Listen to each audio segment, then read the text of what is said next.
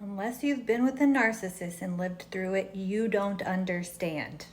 They pretend to be someone they're not in the beginning.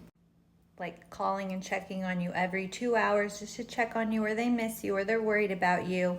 Then by the time you're with them, they act like you don't exist.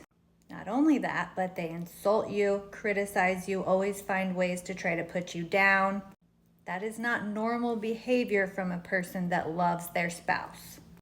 I was very understanding and accommodating about his work. I said, it's not a big deal. I don't if you're busy, that's fine. I'm busy too. I'm doing my own stuff, whatever. But when they just blatantly act like they don't give a shit about you because their needs are more important and only their needs ever get met, that's a narcissist, at the very least a toxic person.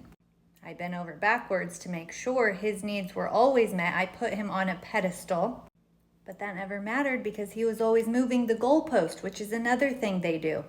They're never happy. They're never satisfied. Nothing you ever do is ever good enough.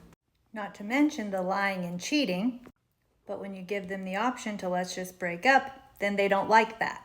Even trying to break up with them, they make that so complicated and confusing because that's what they do. They confuse you to keep you, to continue the abuse.